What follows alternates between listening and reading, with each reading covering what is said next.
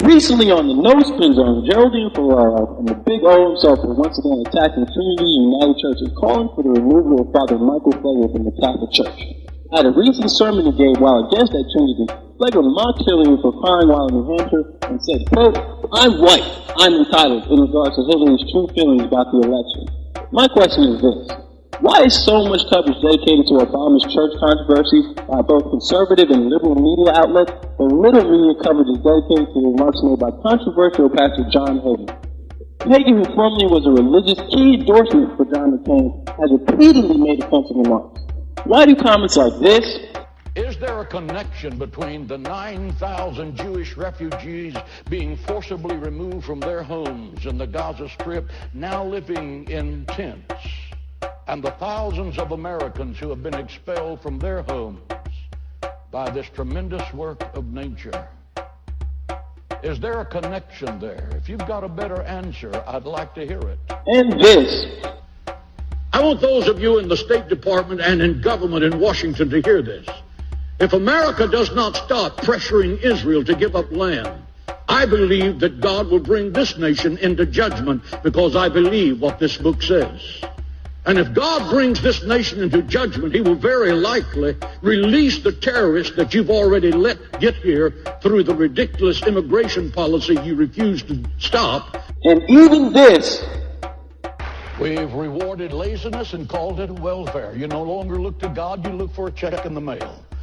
In the Bible says the man that does not work should not eat. I still think that ought to be the law in the United States of America. If you don't want to get up off your blessed assurance and go to work, starve. I don't care. Starve. I don't feel sorry for you. Go to work.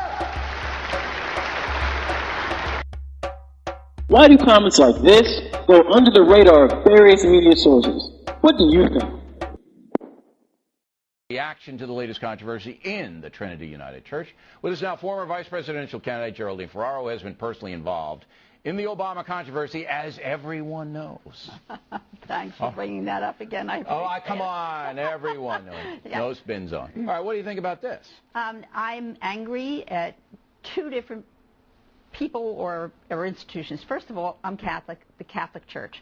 This has been going on with this man, as you've pointed out, for quite a while. Decades. I mean, when do you fire somebody like that? Cardinal George doesn't have the courage to do that in Chicago. Well, I have to tell you something. I mean, he has to get the courage. Many of us Catholics are fed up on how they did not. They put this whole pedophile thing behind them. But he was one of the cowards in that, too, Well, George. And so you can't do it again to us. I mean, well, he is, and he won't fire him. Well, I have to tell you something. Since that man is political from the pulpit, somebody should contact the Internal Revenue Service and say, hey, you know, you get tax abatements for all this stuff. You're not taxed. This Catholic does not want to continue paying for that stupidity. That's my first anger. My second anger is with, it's not so much with Obama, believe it or not. I mean, he gets stuck with these people coming up from nowhere, except he has belonged to that church for 20 years.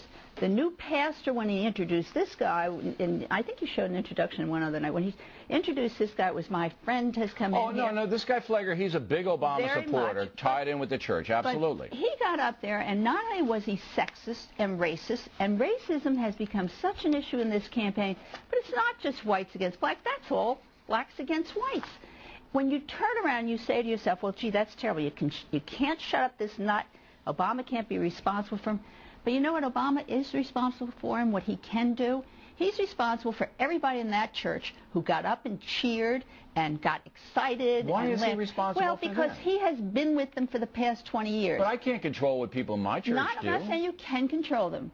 But he turns around, and these are the people that he never talks to. These are the people he should turn around and say, what are you doing? That is not, I mean, if he's trying to say that the Reverend Wright didn't preach this stuff, why are they up doing this? Well, Obama came out today and said this was divisive and bad and this and anything. All right, but what?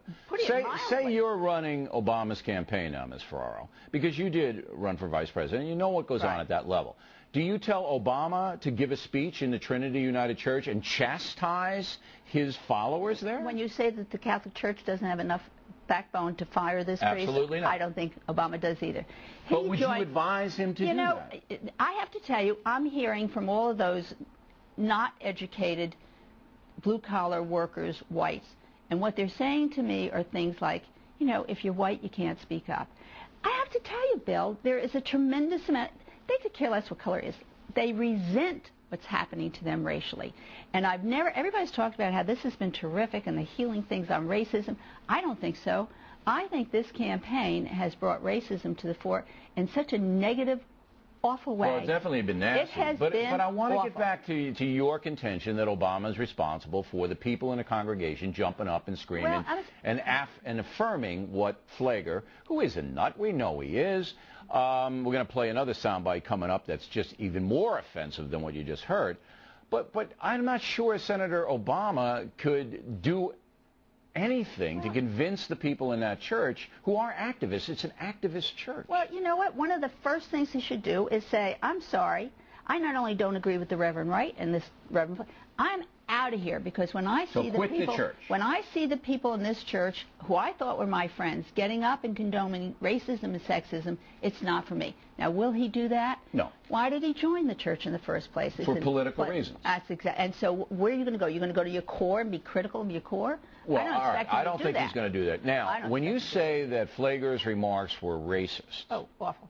Yeah, racism works in two different directions, as you know, Bill. Why do you think they're racist? Well, look what he did. First of all, he ridiculed Hillary, a female, and so it was sexist. But in addition, I'm a white person. I mean, he did that whole, he turned the accent. All of a sudden, when he's speaking normally on the street, he speaks just like you and I. Isn't he just saying that some white people are bigoted and don't want to see a black elected? Well, how does this man, who I assume has not had a relationship with his mother, with anybody since his mother held him in her arms, I mean, he's a Catholic priest. We assume that he's celibate and has never dealt with a woman. How does he know what's in the brain and the head of a white woman who's running for president? Tell me how he knows Well, that. he didn't say that, though. He just said, in his opinion, she thought she was entitled to the job. He said, I'm entitled. I know what she said. He's saying what he believes is in her head.